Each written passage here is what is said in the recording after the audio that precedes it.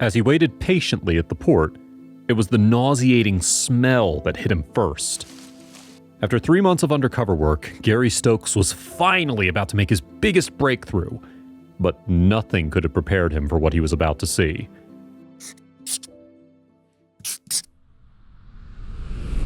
Hong Kong-based Stokes works as Asia Director at the Sea Shepherd Conservation Society. As part of his job with the organization, he takes a hands-on approach to marine conservation. After all, when ex-Greenpeace member Paul Watson founded the Sea Shepherds in 1977, he wanted to take more direct and militant action in the name of conservation. The group, therefore, is known for using large vessels to police the oceans, and it is considered controversial by some. The conservation issues that the organization focuses on include illegal fishing, factory whaling, and seal hunting. So when Sea Shepherd members think they see these practices occurring, they'll intervene. Sometimes they employ methods such as ramming and even limpet mine usage to do so. In 2016, Stokes was working on a major investigation for Sea Shepherd Global. The organization had seemingly discovered that large shipping companies such as Maersk, Cathay Pacific, and Virgin Australia Cargo were carrying unusual cargoes.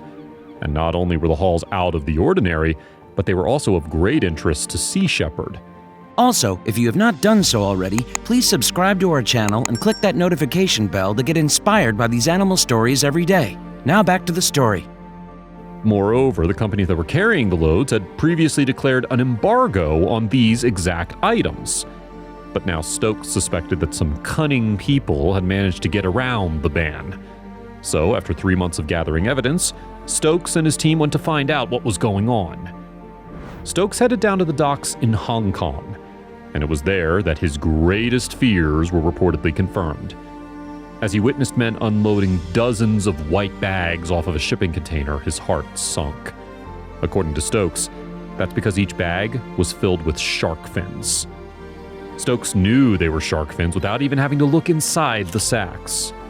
"It's so strong, the smell," he explained to the Dodo in 2017. "It's like cat pee on steroids." But what made everything worse was the logo printed on the side of the container. Hong Kong is one of the major hubs of the shark fin trade. As a result, it's not unusual to find huge shipping containers full of shark fins by the harbor. And according to Stokes, each container can hold thousands of the fins. Shark fins are seen as a delicacy in China and some other Asian countries. Moreover, the ingredient is often regarded as a status symbol. With the price at more than $100 a bowl, consuming shark fin soup is an easy way to show off your wealth to your acquaintances. However, the method of collecting shark fins is barbaric. Every year, some 73 million sharks will have their fins hacked off before being dumped back into the sea. Mutilated, the sharks can no longer swim and slowly drown as they're starved of oxygen.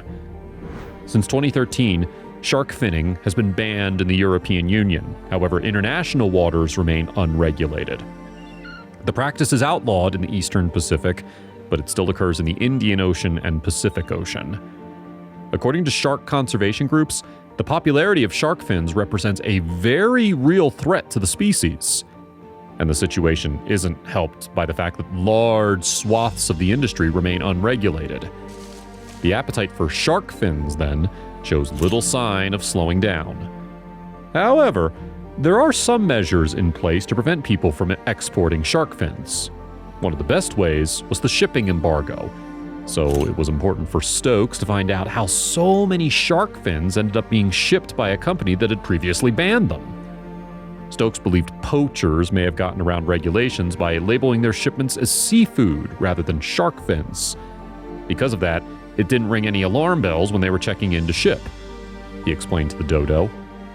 In a statement, Sea Shepherd Global said it lays no blame with the shipping companies.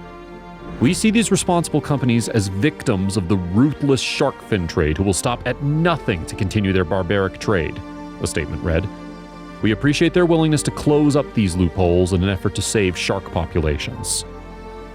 Responding to Sea Shepherd Global's findings, Tim Smith from Maersk said, "We are grateful to Sea Shepherd for their investigative work to highlight this problem. We are working with Sea Shepherd and other NGOs, as well as with Hong Kong Customs and other stakeholders, to tighten our procedures to ensure the ban we place on carriage of shark fins is effective in the future.